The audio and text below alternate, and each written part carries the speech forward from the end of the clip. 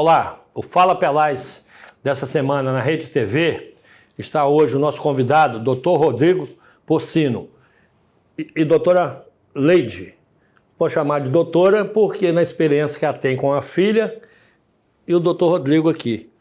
Tudo bem com vocês? Tudo bem, Leide? Tudo bem. Gostaria primeiramente de agradecer o convite, do Dr. Rodrigo, do Tião Pelais e do Fala Pelais, pela oportunidade mais uma vez de falar sobre o autismo, Não, com a presença de vocês dois, um é médico e você é mãe, é um troço interessante.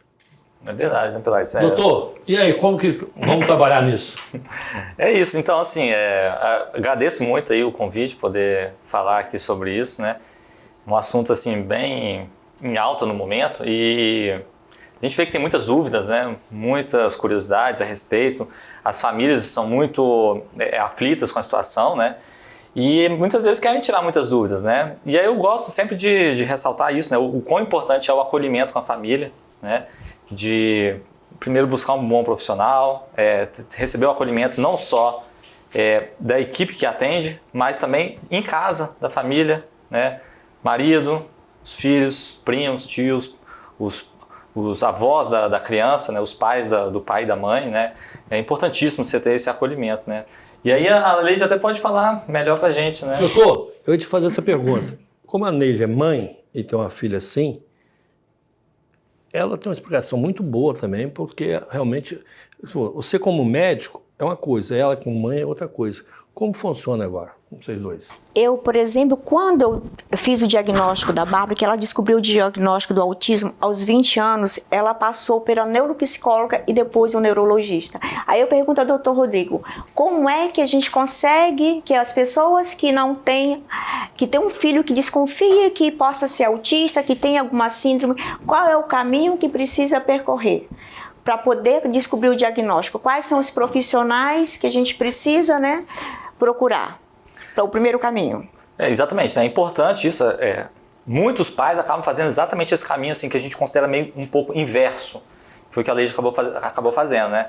Que é primeiro fazer uma avaliação neuropsicológica, que é um teste específico que a gente acaba fazendo para ver sobre várias questões da pessoa, né? Da psique da pessoa, às vezes, que auxilia muito no diagnóstico. Mas, em geral, o que a gente recomenda é o quê? Você ir no médico especialista, ou neuro, ou psiquiatra, se for para avaliar essas questões, e dali parte uma investigação, né? Você vai partir da investigação, muitas vezes pedindo uma avaliação neuropsicológica, ou às vezes até outros testes, né? Como até a gente estava conversando, teste de audição, processamento auditivo, que é o PAC. Então você vai fazendo alguns testes para investigar outras coisas, né? Então a partir daí você faz essa investigação, fecha um diagnóstico. Não necessariamente tem que fechar um diagnóstico para iniciar um tratamento, você já pode iniciar o tratamento enquanto está investigando, né? E a partir daí a família vai mantendo esse acompanhamento, né? Eu acho que vale ressaltar que quando eu descobri o diagnóstico da Bárbara, como eu tinha um entendimento de educação, eu tentei trilhar o melhor caminho. Mas assim, muitos pais não conseguem fazer, ou porque não tem dinheiro, ou às vezes desmotivado, ou por falta de conhecimento do assunto. E quando o Dr. Rodrigo está aqui, eu penso assim, quando o médico dá um diagnóstico, mãe, seu filho é autista. O baque é muito grande, gente? A gente perde o chão.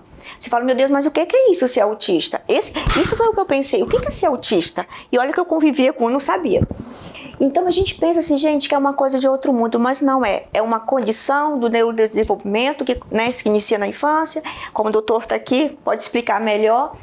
E nosso papel como mãe, como pais, como avós, como os tios, é acolher o filho, acolher, abraçar, falar, eu vou dar o melhor que eu posso.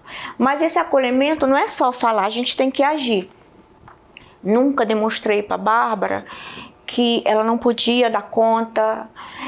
Muitas vezes eu sentei, chorei, me culpei por não ter percebido antes, mas eu falei assim, o neurologista falava, Leidinha, tem que dar essa medicação. Aí eu segui a risca e muitas vezes o médico, como o Dr. Rodrigo sabe, ele não tem uma bola mágica. Ele vai lá e passa a medicação. Mas nem toda medicação, ela serve para uma pessoa como ela vai servir para outra. Não é assim. Uma medicação ela é boa para um, mas de repente não é boa para o outro, não é isso? Assim que funciona. E então o médico passa, aí você tenta, fala, ó, Leidinha, eu vou passar isso aqui e você vai tentar essa medicação. Daqui um mês você volta, ok? E aí sim eu fui tentando, até acertar na medicação. Confesso, gente, que até hoje, volta e meia, a Bárbara tem que trocar medicação. E se eu chegasse, o doutor Rodrigo falasse, Leidinha, por exemplo, prescrever a medicação, e eu não der essa medicação, a criança não evolui. Neide, na escola, você descobriu que a sua filha está com quantos anos já? Quando ela teve o diagnóstico do autismo foi aos 20 anos, porém os sintomas da Bárbara piorou aos 14. Pergunta à senhora, alguém na escola avisou isso à senhora? As professoras sabem trabalhar nisso? Como que funciona? O Estado tem condições de manter isso? Na época, era muito pouco divulgado o autismo. O diagnóstico do autismo cresceu muito, eu acho que nos últimos 6 anos. Nessa faixa, nos últimos 5 anos aí. 5, 6 anos. Então, se pouco se conhecia. Então, se não se conhece, ninguém tem informação, então ninguém trabalha em cima disso. Só a senhora ficou sabendo, foi através do médico. Então. Através do médico. Não da escola? Não da escola. A escola é hoje. Mas quem mandou para avaliação, inicialmente? Pois é. Meu filho tinha um colega que falou assim, descobriu o diagnóstico. De autismo, ele conversando sobre o colega, falei, filho, será que a Bárbara é autista? Aí ele falou assim, mãe, eu não sei. Eu entrei naquela semana de desespero. Eu falei assim, eu preciso consultar essa mulher que faz o diagnóstico, né? Que faz os testes neurocognitivos. Não tinha horário. Mas eu sou uma persistente. Até eu conseguir um encaixe. Fui. E aí, ela olhou pra Bárbara e falou assim, mãe, 70% de sua filha é autista. A Bárbara não olhava, era aquele bichinho assim. Essa pessoa que só foi, ela era o quê? Era neuropsicóloga. Ela não era professora, não? Não, ela era neuropsicóloga. Não, já era adulta, né? 20 Já era anos de idade, adulta, já saído da sim. escola Só estou e dizendo tudo, o seguinte, a escola, então, naquela época tinha um aluno, não sabia por quê. Não sabia. Eles achavam que o aluno era nervoso, agitado? Não, né, por exemplo, eu já levei Bárbara em outros profissionais, ela sua filha é preguiçosa. Ela não gosta de estudar, mas aquele doía, porque eu sabia que não era preguiça. Que tinha algo errado, porque ela sempre ela estudou na São Domingo muito tempo, estudou na Crescer muito tempo, na Primeiro Mundo. Então ela teve escolas boas e o próprio professor da sala de aula ia para casa dar aula para ela no horário vago, aula particular. Então o professor de inglês ia, e a professora da escola ia dar esse acompanhamento em casa. Então eu sabia o que estava acontecendo. Ela falou assim, Leide, a Bárbara tem dificuldade de matemática. E era sempre matemática. Interpretação de texto ela é maravilhosa. Então eu sabia, e nem o professor percebia porque ele também não tinha informação. Então, naquela época não se tinha informação, então não tinha como a escola ajudar a gente nisso. Só falava, ó, sua filha precisa de aula particular. É isso que a escola podia fazer naquela época. Doutor, hoje, o senhor é médico particular. O Estado não está tendo médico, essas coisas? Como que funciona isso? A fila do SUS, não sei, não tem desculpa falar, se a mãe não tiver condições... Vai ficar sem. Vai ficar sem um médico? Vai ficar sem. Não, na prática não existe. Existe uns gato pingado aqui, outro ali... Mas na prática você não vai conseguir, esquece. Pode. E o médico particular sai mais caro para a família, se a família não tiver condições. É bem mais caro, né? A consulta hoje particular é bem cara, né? Até mesmo no convênio é difícil, imagina no convênio SUS. também? Até no convênio também não tem, quase não tem médico também, de especialidade, né? Mas aí, Pelaz, só retornando ali naquilo que a gente estava falando, é justamente isso. Você vê que o problema, ele não é uma coisa só, né? Você fala, médico não tem. Aí professores da educação, o que a gente vê assim na prática, no dia a dia? Varia muito. Tem muitas escolas que são excelentes, maravilhosas. Tem outras que deixam a desejar, né? E aí a gente vê que falta iniciativa um pouco também do próprio profissional. Tem outros que são extremamente engajados, preocupados com as crianças, né? E também falta iniciativa do poder público, porque assim, o professor não é obrigado a saber. Quem é obrigado a saber é o médico. Os pais não são obrigados a saber. Quem não pode deixar passar esse tipo de situação é o médico. Mas, o que poderia, por exemplo, uma coisa simples a se fazer? Fazer uma capacitação para os professores da rede municipal e estadual. Você cria um curso online e peça que os professores façam um curso. Depois você faz uma pequena prova ali, online mesmo, e aí você faz essa capacitação. E de tempos em tempos você vai fazendo uma reciclagem. Muito simples, entendeu? É uma coisa barata, relativamente fácil de se fazer, mas que é deixado ao ar. Então, assim, doutor, se a família não tiver condições, a criança vai conviver, vai crescer sem o poder ao médico, né? Sem poder ao médico, sem terapia, sem tratamento, sem nada. E com diagnósticos errados, né? Você vê que é o pior. O governo, os órgãos não acordaram ainda para isso hoje em dia, né? Muito longe, ainda mais aqui no estado. Eu trabalhava em outros estados e, assim, o que eu posso comparar, assim, aqui está muito aquém. Aqui no Espírito Santo, então está zero. A saúde pública aqui, tanto municipal quanto estadual, é muito defasada, muito ruim mesmo. Muito precária, né? Muito precária. E, assim, comparando proporcionalmente, se você pegar o PIB per capita do Espírito Santo, é um PIB bem alto, comparando com outros estados. Sim, o outro estado, o Espírito Santo é... se eu não me engano, o Espírito Santo é o 4º PIB per capita do Brasil, se eu não me engano. E outros estados estão com a saúde pública muito melhor do que aqui. Então, assim, é uma coisa que não dá para entender. Não sei, deixa de investir na saúde para colocar em outras coisas? Não sei. O senhor está comentando um negócio até sério, eu conversou com um empresário esse dia. Alagoas, que é melhor que o Espírito Santo, tem de tudo, tá? Pois é. O estado é Alagoas. Hoje tem de tudo no estado de Alagoas. Você vê, nós temos um município igual o estado do Espírito Santo, tem a prefeitura de Vila Velha, a prefeitura de Vitória, da Serra, da Grande Vitória, que não tem nada disso. Exatamente. Então tem que investir na saúde. Aqui tanto a rede municipal quanto a estadual são extremamente ruins. A federal também. Da União também é muito ruim. Tanto é que você não tem aqui... Qual o hospital federal que a gente tem aqui? Isso que eu ia perguntar ao senhor. A gente não tem, a gente tem um CAM, mas a criança passa mal, a mãe da criança. E leva em que hospital, doutor? Não, tudo depende. Se for pronto-socorro... Não, tipo da filha dela, mais ou menos. A Bárbara. É, a Bárbara.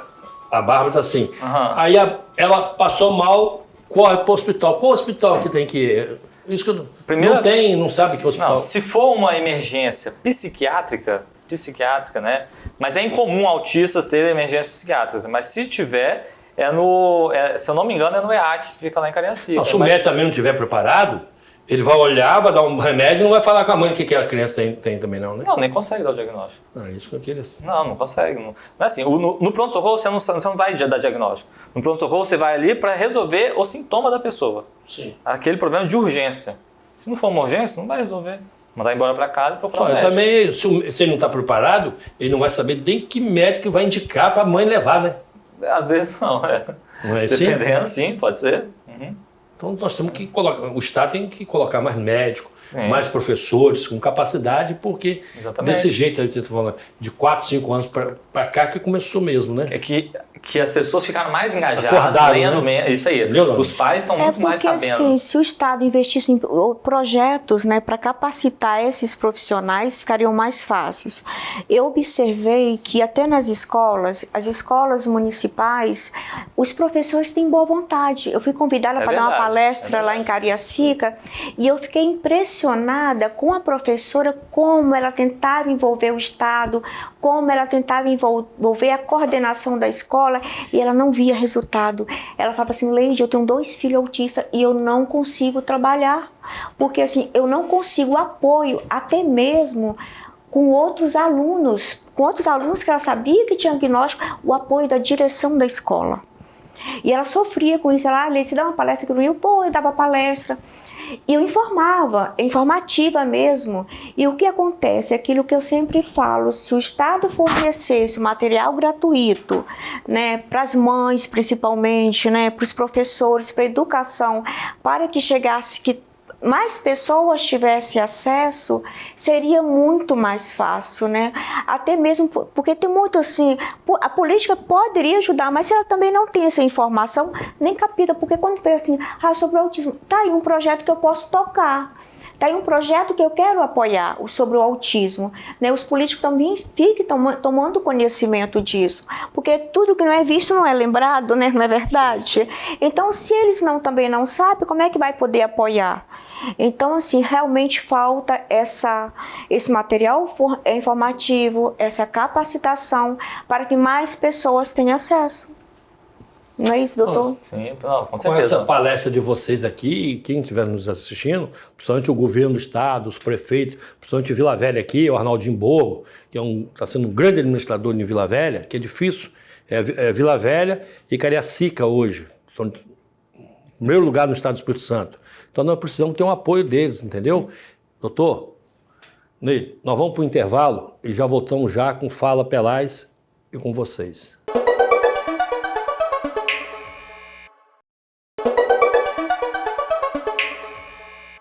Fala Pelais está de volta, o doutor Rodrigo, dona Neide. Eu também quero mandar um abraço para uma amiga minha que estão nos assistindo lá em Portugal. Eliette, grande abraço, que Deus te abençoe, você é uma pessoa querida, aqui em Vitória todo mundo adora você. Não demora, volta rápido.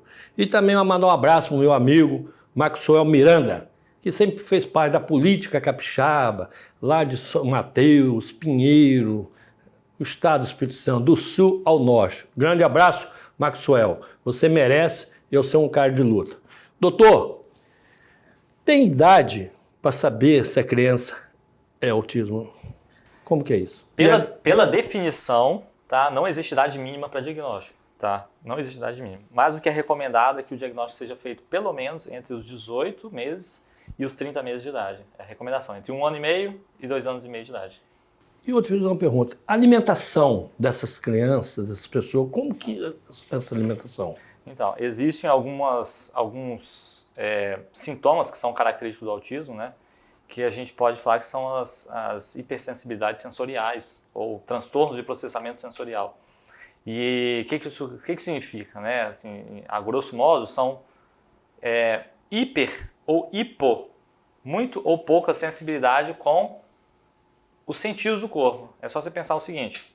Verdade. Com a audição, um barulho alto pode te incomodar. Com uma luz batendo em você, pode te incomodar. A cor também? A cor também. Você pode ter sensibilidade no paladar com texturas, com cores, com o tipo. Eu tenho um paciente que é o seguinte, Pelai, você imagina o seguinte, você toma um copo de leite, aí você trocou a marca do leite.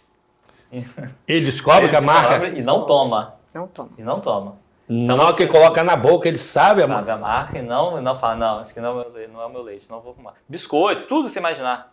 Ele sabe a marca. Mesmo. Se tiver uma seletividade importante, ele vai saber que você trocou, o sabor é diferente, ele percebe. Porque ele tem uma hipersensibilidade do paladar. Então ele sente com muita clareza.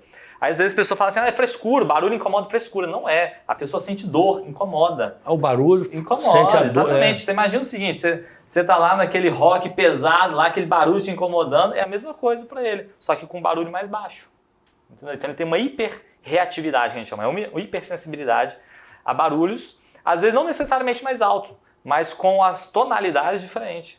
Entendeu? Então não necessariamente pode ser um barulho alto, mas um barulho mais agudo ou mais grave, um barulho diferente. Interessante, então, Neide. Você dá uma alimentação, ela fala, pô, a criança não gostou da alimentação. Não é que ela não gostou. Você que é mãe, como que é isso? Eles descobrem. Se eu der um miojo, eles vão saber a marca do miojo. A marca do miojo? Do miojo. Sabe se foi a menina que trabalha lá em casa que fez a comida, se fui eu. Não adianta, não tem jeito, não adianta assim, não tem aquele negócio, vou embrumar o menino, não embruma, sabe? Ele sabe. E assim, interessante que o doutor Rodrigo falou, essa sensibilidade do corpo, que eu falo assim, eles não conseguem entender muito, como é que fala, domínio do corpo não, se perceber. A Bárbara, muitas vezes, ela tá com dor nas costas, ela sabe, mãe, tô sentindo um negócio diferente, mas não sei o que é. Aí eu vou perguntando, depois que ela fala, mãe, eu tô com dor nas costas. Cólica. Muitas vezes, você sabe que há pouco tempo atrás que... Eu vou fazer uma pergunta à senhora. Ela que é menina, quando chega nessa fase, como a senhora fica sabendo que ela vai ter cólica? Como é que ela sabe? Atualmente, ela já sabe, mas a mãe tem um negócio me incomodando, eu não sei o que é. Aí eu tinha... É muito interessante que você tem um bebê em casa, né? Você tem um bebê, porque você tem que decifrar o que ele está sentindo. E aí que a mãe tem que estar esperta e ter paciência também. Porque toda hora seu filho, mãe, tem um negócio que está me incomodando. Aí você fala, o que, meu filho? Aí você vai perguntando. Eu, como já convivo com meu esposo, né?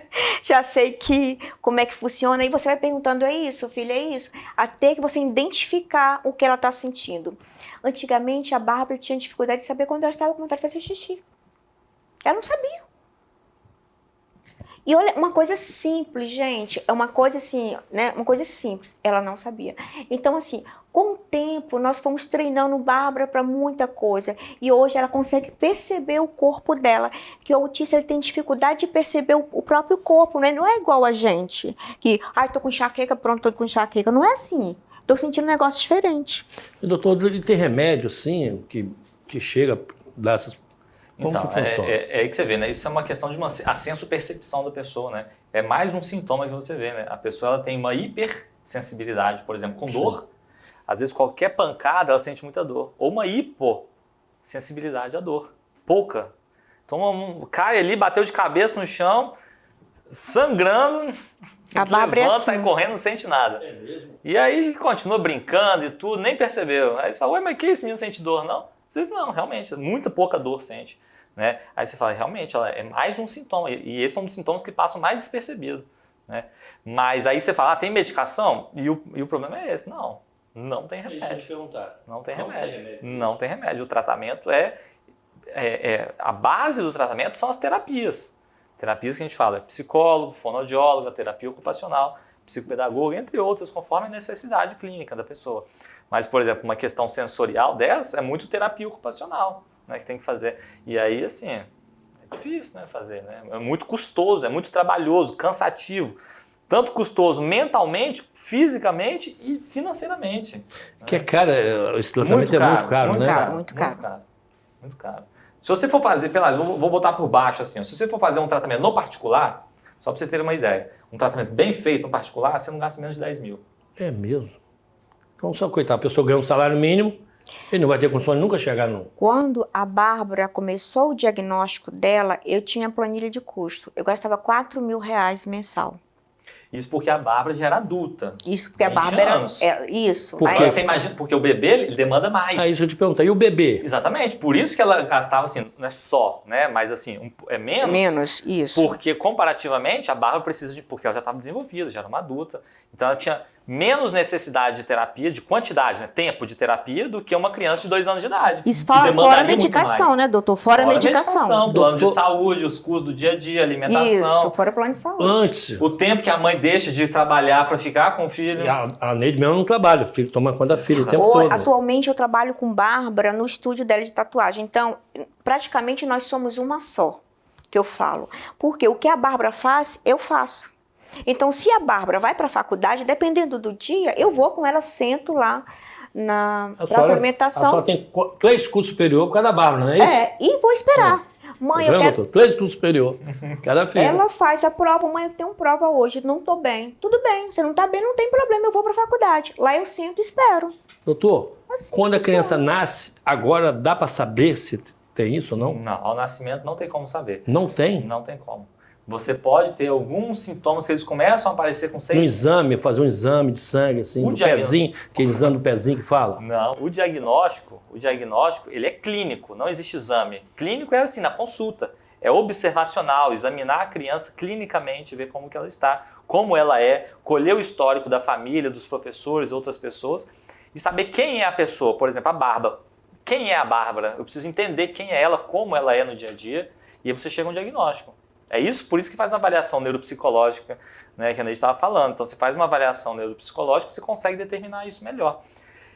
Mas não existe um exame. Então, o bebê nasce, você não sabe. Não tem como saber isso. Você começa a ter uns primeiros sintomas ali ao redor de 6 meses. Mas isso não é para dar diagnóstico. Você começa a observar alguns sintomas. Depois de uns 6 meses.